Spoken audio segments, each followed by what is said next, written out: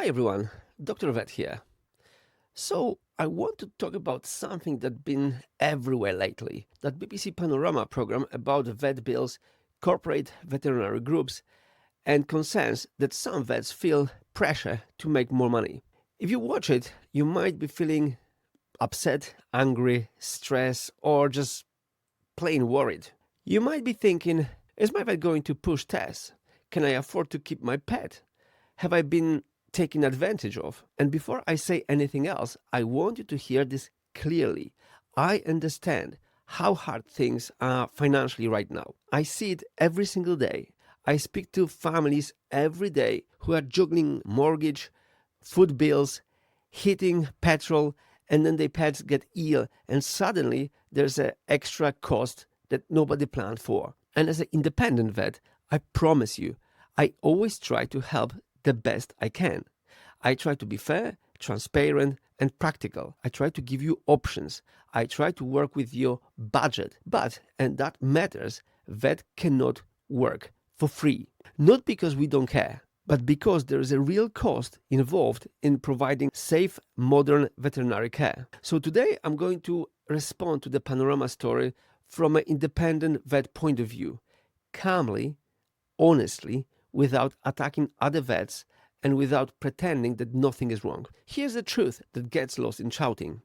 Most vets are not trying to rip anyone off, but the system has changed, ownership has changed, costs have changed, and the pressure in the industry has changed. And if we don't talk about it properly, the only thing that happens is pet owners lose trust, vets burn out, and pets suffer in the middle. So let's talk about it. First, please don't hate your vet. I'm going to stand by defending my profession because it needs defending. Most vets I know are decent people. They've tried, they've stressed, they carry emotional weight from euthanasia's emergencies and impossible choices. They stay late, they miss breaks, and they take work home in their heads. So when a headline feels like vets are profiting, it hurts, because for most of us, the reality is we're trying to survive in a system that's become more complicated and more expensive than ever before. And I'm saying this as an independent vet, not owned by a big corporate group. So if you're watching this thinking, are independent vets to blame? No, independent practices are often the ones trying hardest to keep things affordable while still keeping doors open. But, and I'm being honest, not everything in the industry is perfect. Some changes have been worrying. Some bills have been shocking. Panorama shows some very large bills, thousands and thousands of pounds. Now, listen, huge bills can happen in veterinary medicine. If you are at the emergency hospital, overnight, intensive monitoring, advanced diagnostics, surgery, specialist clinicians, cost can mount quickly. But what the program did, and this is where I think it feels a bit one-sided, it is used extreme examples that can make it feels like this is the normal experience for everyone, every time. For most of pet owners, most of the time the bill is not £10,000. It might be a consultation fee, some medicine, maybe bloods, maybe x-ray if needed. But lots of cases are straightforward. So I don't want someone watching Panorama panicking and thinking, I can't never take my pet to the vet ever again because they will bankrupt me. That fear is real, and I hate that people are feeling it. The cost of living crisis hits vets too. And this part isn't sexy for TV, but it is backbone of the issue. Vet practices are businesses, not profit machines, but they are businesses, and because, hear me out here, we pay rent and mortgages, we pay electricity and heating, and yes, clinics use it a lot. We pay staff wages, nurses, reception, cleaners, support staff. We pay for the equipment, x-ray machine, anesthetic machine, monitors, and so on. We pay for medications and controlled drugs compliance. We pay for the lab fees. We pay for insurance, professional building employers' liability. We pay waste disposal, clinic waste, sharps. We pay maintenance and servicing. We pay training and CPDs. We pay IT system, practice management, phone system, and so on. And every single one of those costs has increased. So where fees rise, It's not automatically greed. Often, it's survival. I'm not saying every price raise is justified. I'm saying the world has changed and veterinary care has become more advanced, more regulated, and more expensive to deliver safely. Right, let's address the elephant in the room. A lot of UK vet practices are now owned by large groups. And what Panorama highlighted is that some vets working in big groups feel monitored with a key performance indicator, KPI, like number of blood tests, imaging, average transaction value, things like that. Now, I want to be careful and fair here. Data and standards are not inherently evil.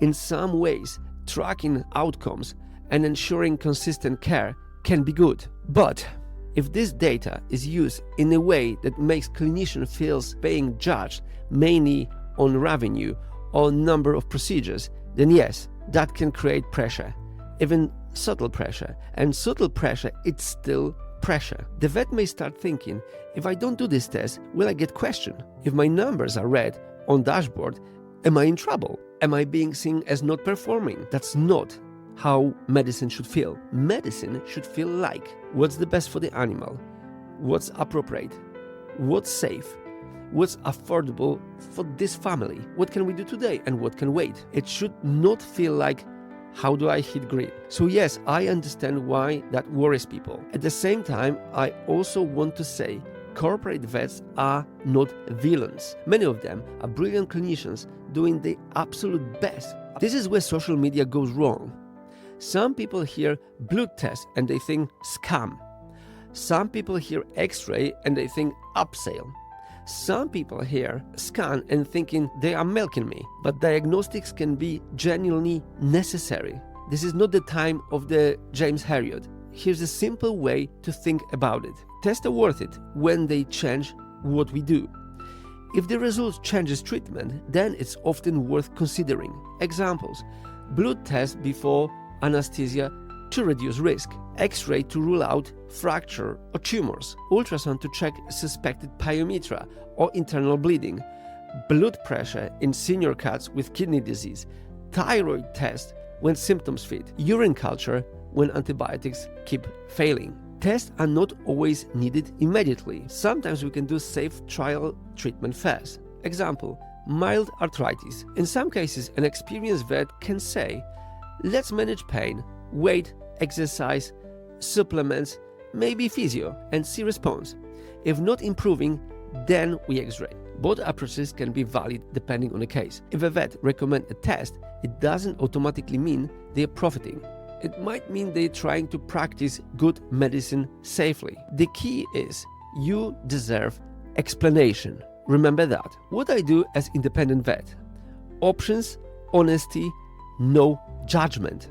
Let me tell you how I approach things, because I think this is what owners need. When you come to me, I try to give you my top diagnosis list, what I think is most likely, what I'm worrying about, the serious stuff we must not miss, your options, that's very important bit, from gold standard to practical budget steps, a plan, what we're going to do today and what we're going to do if no improvement, and estimate as clear as possible. And I do it without judgment, because the truth is, you're not a bad owner if you can't afford everything. You're a human being in 2026 trying to survive, and your pet being ill is stressful enough. I've seen people cry, not just because their pet is sick, but because they feel ashamed they can't afford what they think they should do. And I hate that. So I want you to hear this. I understand the financial pressure, and I will always try to help the best I can. But also, this is important. We cannot keep a clinic running on good intentions alone. Unfortunately, if we don't charge properly, we can't pay staff. We can't buy safe anesthetic drugs. We can't maintain equipment, and we can't be there when you need us. Very important bit here. Why is a vet care so expensive compared to humans? This is one of the most common questions, and it's totally fair.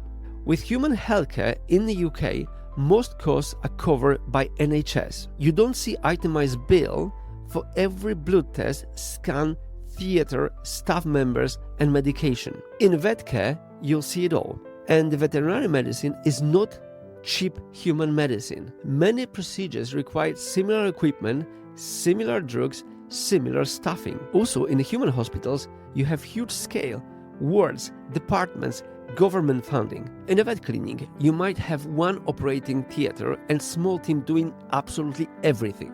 And yes, it can feel shocking, but it doesn't mean that the vet is pocketing the entire cost.